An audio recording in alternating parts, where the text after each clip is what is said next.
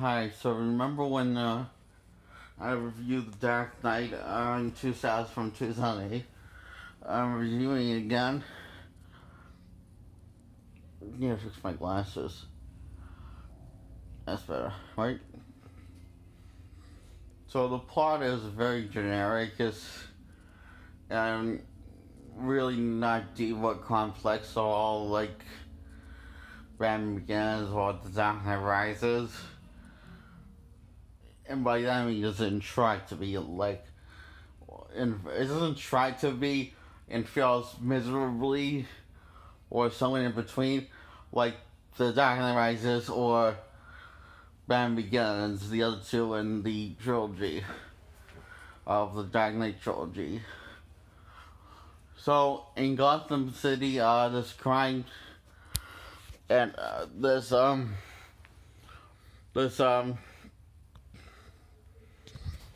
a bunch of people work for this crime lord known as the Joker,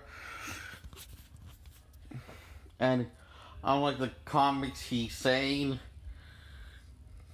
Unlike the comics, he is a sane, rational person. Unlike the comics, he is. In the comics, he's like irrational and not a rational person, and he can't tell the difference between right and wrong. And other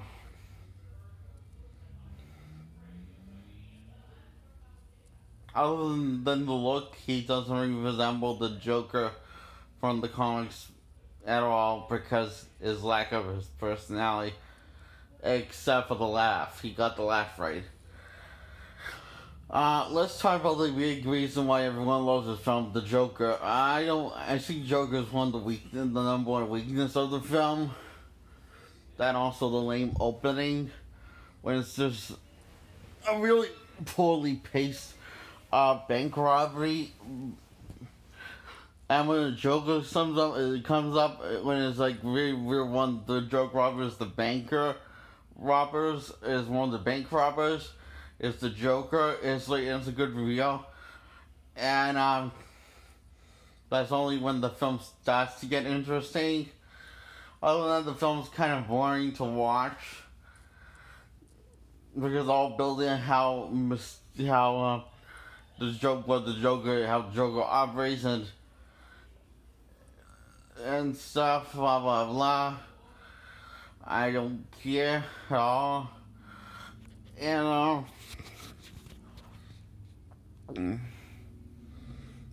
the Joker, when he reveals himself, he delivers his cool line that sounds with his epic theme song playing, while the guy has a fake fake grenade in his mouth. Is late to reveal a dud, and the Joker just wants to scare the shit out of him just for the fun of it. To me, that sounds like the Joker from the comics would do something like that. Oh, and that was his obsession. That also his obsession with Batman.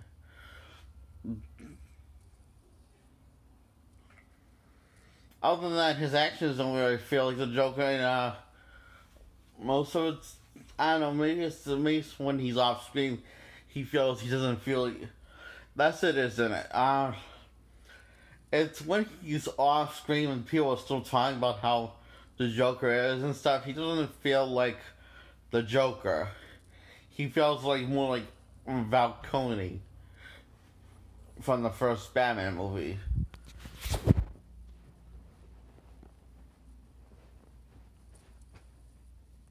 Hang on.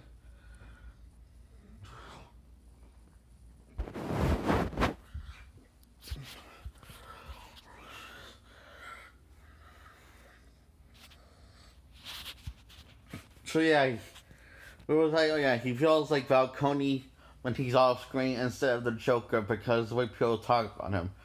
But whenever he's on screen, he kind of feels like the Joker, or at least. Well, let me try to say whenever he's on screen, he doesn't feel like he's Joker as much as he feels like he's doing an impersonation of the Joker.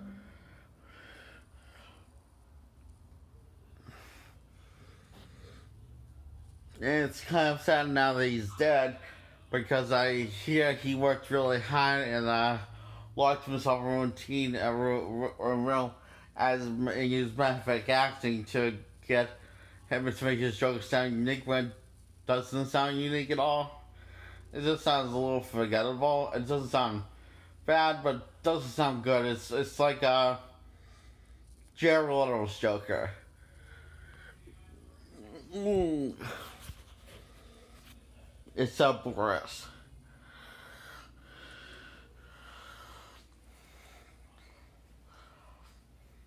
And for some reason, Heath Ledger cannot pull off being scary.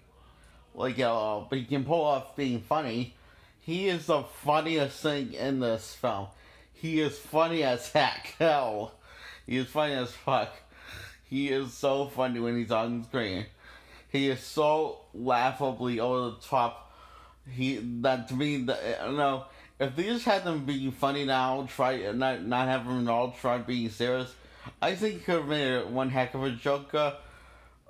But damage is done, and they have to try him being scary, and I don't know why, but he can sell the comedic part of the Joker, but it's not the intimidating, scary horror aspects of the Joker for some reason. When he does deliver it, he doesn't. It's not like he doesn't deliver it. He just does it to a passable level when the scary stuff for the Joker.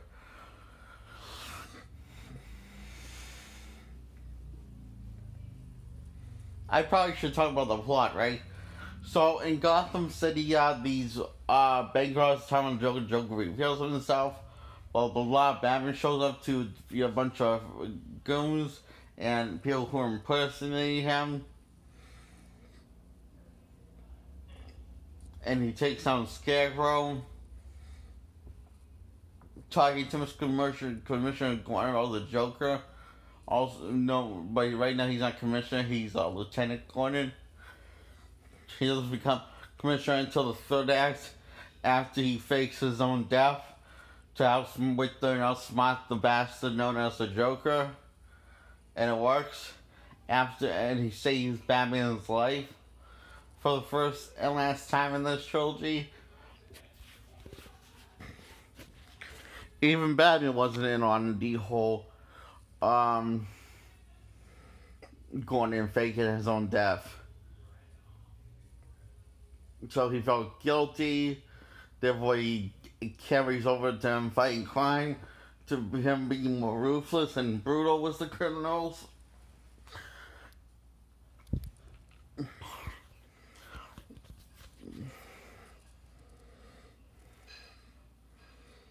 So within the Joker gets in prison to do the heroics duty of Lieutenant Gordon, and then he gets promoted to Commissioner Gordon, and then Joker breaks free because he wanted to be in Blackgate. Turns out it was all part of his diabolical plan to blow up the prison and then escape.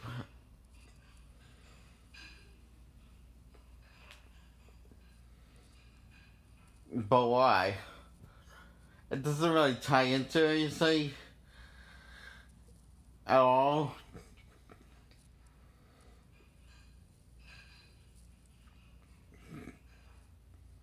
For his diabolical plan. And meanwhile, while he was in Blackgate, Harvey Dent and Rachel got hooked up to explosive. Rachel gets blown up, and Batman saves Harvey after he said he told Commissioner Gordon that he was going to go after Rachel and try saving her. Guess he changed his mind. I guess. Which I don't understand that plot hole, and it's never really explained.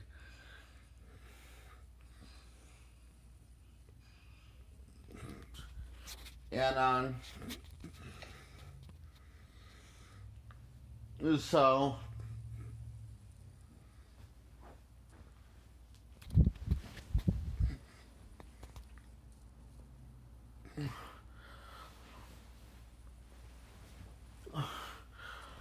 going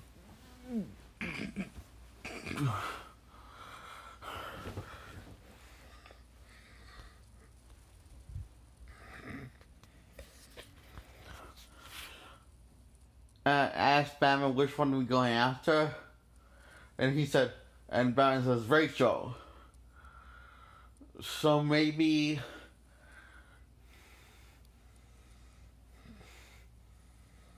wait, he said which one are we going after, and he said Rachel. So it must have been the cops that went to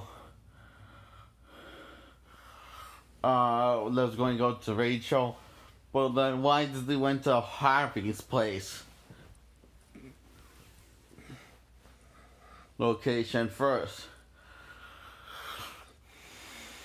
And the cops didn't even bother to go to Rachel's place. Neither did Batman, so she ends up getting blown up for nothing. And because the plot says so. So Harvey gets gets a third degree of half burn all throughout half of his body, and he takes on the name Two-Face after going nuts and getting manipulated by the Joker before he blows up the hospital. So he goes on a little killing spree for revenge of his fiancée Rachel.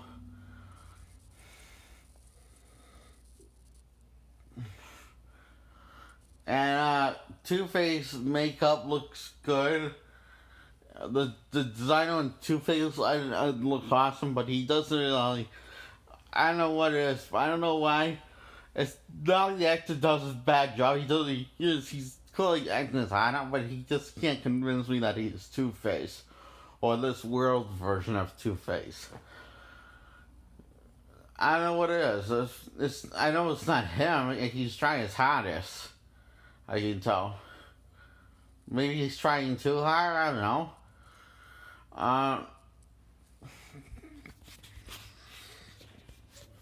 So after he kills all these people, he goes after Gordon's family. While Batman goes to take down the Joker, which leads to the best scene in this entire film. Okay, so Batman finds out that the hostages are the clowns, and the SWAT are attacking the wrong people, which are attacking the clowns, and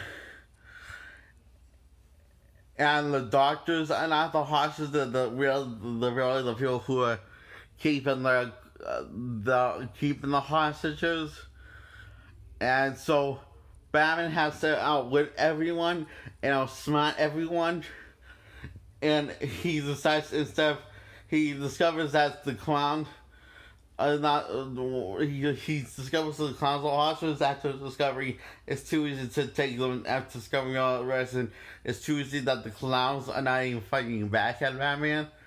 So he has to take on the SWAT, and I love how he completely outsmarts the SWAT, making them all look like idiots and tying them all to a rope while he's fighting them off.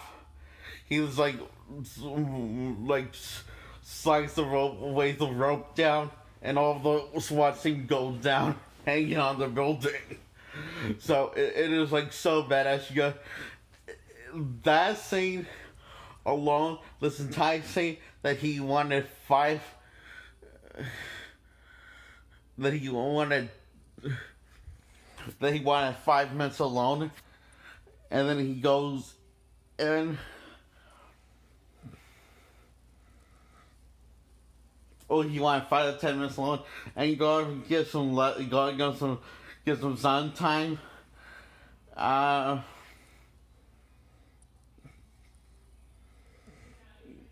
that's not enough time. So he has to take down an army, and he's like keep on a brief, serious, determined face while he's going against all odds. Because really, I get so excited because that's the Batman I know and love from the comics. Going against all odds while always keeping on a brave face. It's kind of one reason why I loved him in the first place. So anyway, he finds out the whole sequence is a setup and a diversion for Joker's endgame plan.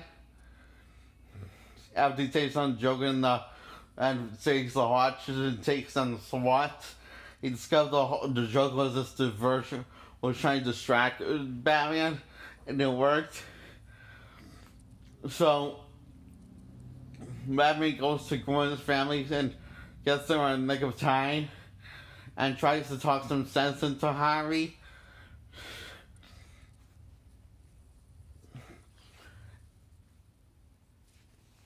And he flips a coin, makes the decision to point a gun at his head, and the coin is on heads or tails. It looks on heads, I say, and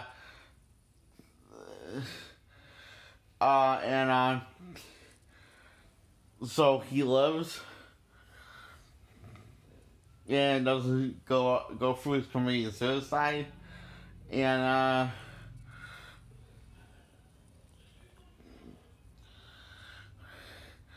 then he flips it again, and it lands on tails, and he shoots Batman, and then he flips it again, getting ready to shoot the Gwen's kid, and then Batman gets up, and because he shot Batman in the part that was of his armor that was bulletproof. It was explained in the film that a good chunk of the armor was bulletproof.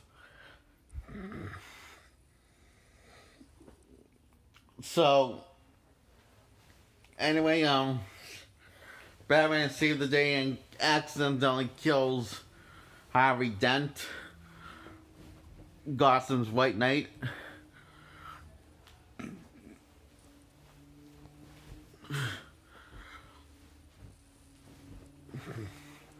Who put all these prisoners behind bars. I mean, these Gotham put all these people behind bars, rightfully.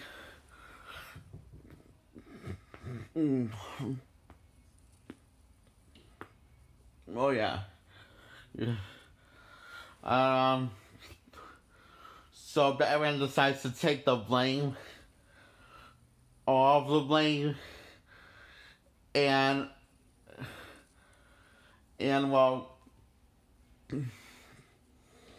so that no prisoners that got released under Harvey's name got released, so that way that wouldn't happen. So anyway, he's getting chased down by a bunch of army of SWATs and cops and dogs, and in the whole epic montage of the third act structure, Gordon destroys the bat signal because it is part of the plan.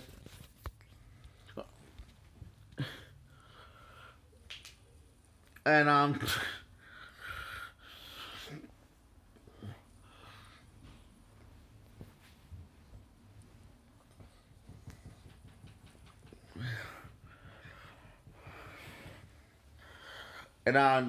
going into narrating, explaining to his son why they have to change him while explaining how special Batman is, how much of an epic hero is, and it's very, very silly, cheesy dialogue that way. But because Gary Oldman's doing it, just sounds so badass.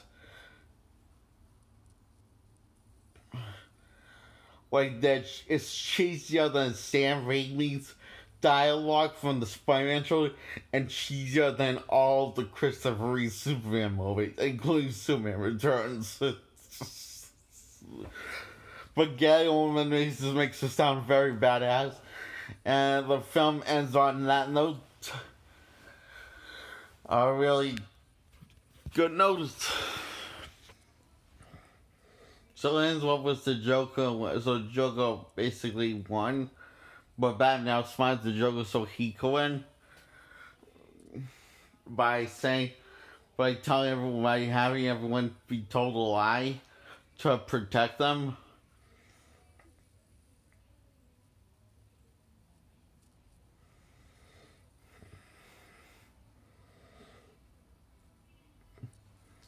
Oh.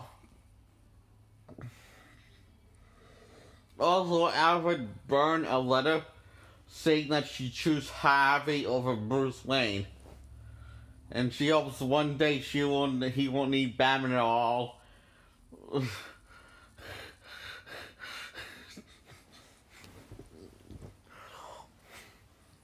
Because she's a kinky slut.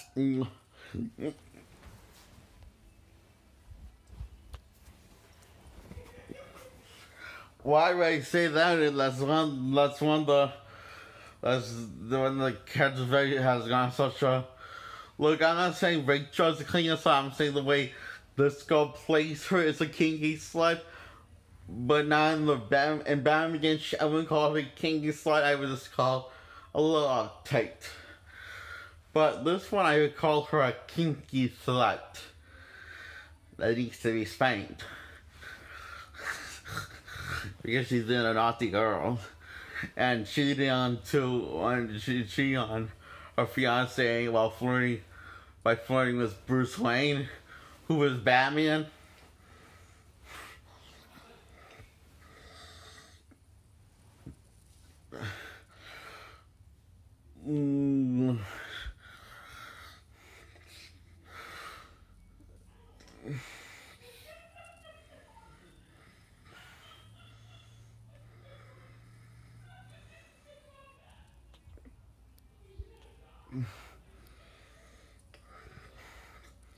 Batman is the best part of the film. It's definitely one of the strengths.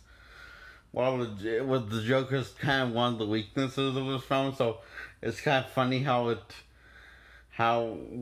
one's a weakness of the film and one's just makes the film look like shit. Talking about the Joker by Heath Ledger.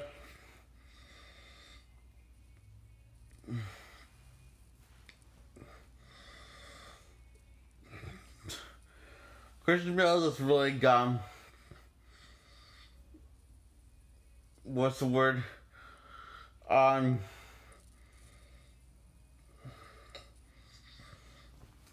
do a bad job, but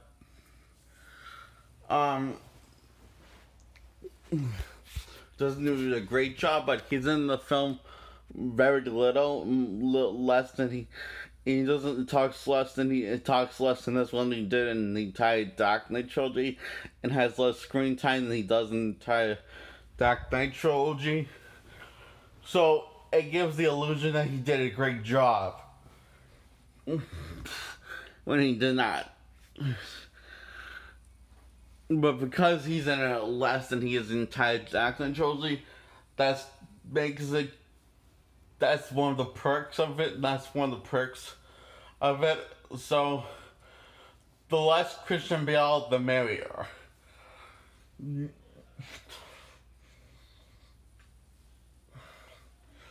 fact, I think the Joker has more screen time than Batman.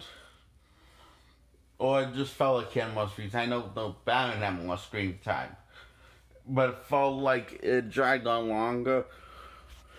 Which the Heath Ledger's Joker, when he was on screen, the film started to drag on a little bit.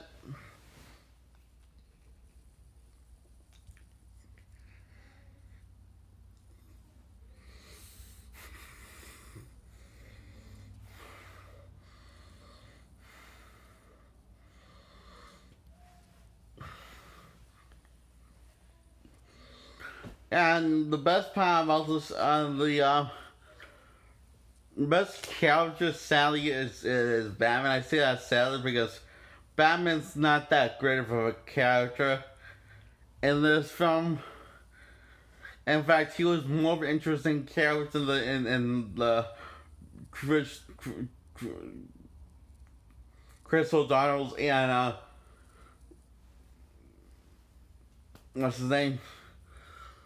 George Clooney's Batman and Robin. He was more interesting because he was more of a flawed character than that. It's not that great of a movie, but neither is this, so kind of balance out.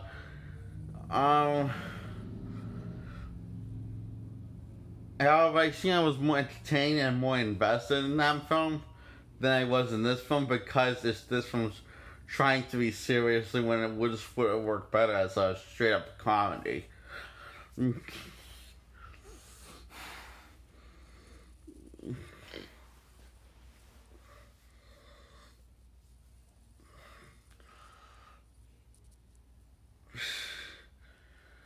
So the film's basically the rating that's going to get is basically an average rating of 5 out of 10.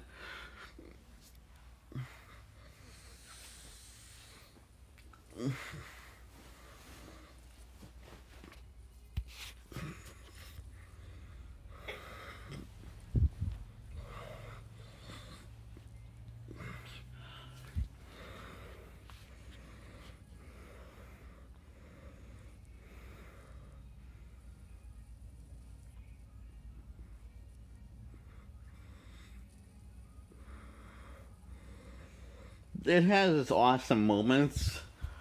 I knew I was going to say, I knew I was getting something. It has this not the word awful, I accidentally said awful. I meant to say awesome. It has really awesome moments, but the very few in between, as in there's very little of, I meant to say, hope I'm using that word right. When I say very few in between, I mean very little of them. The awesome moments, because it has more average moments than awesome moments.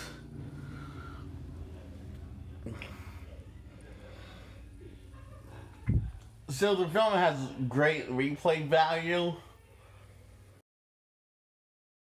Films that have, this film has great replay value. It's one of those average films that have great replay value to them because I think it's like over and over again. So kudos to that for giving it great, awesome replay value. It's not diva complex. It's pretty straightforward and pretty simple compared to other comic movies and other movies in general. And other comic adaptations like TV shows and other TV shows in general. And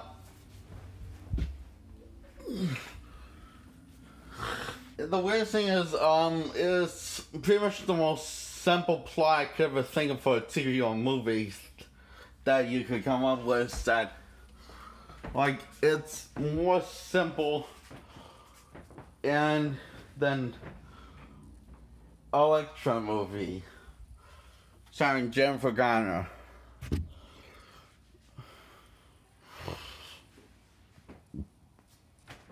And that's not bad. It's simple's okay. But since that was comic stuff, I need more than that. Because I want more than that out of the simple stuff. So yeah, it's decent. It's not. It's fine. The movie.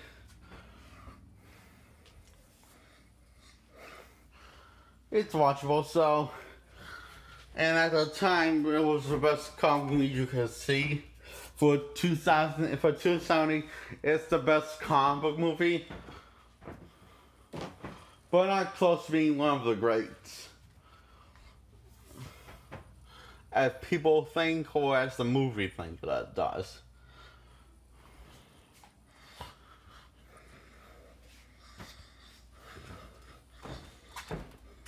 That's all.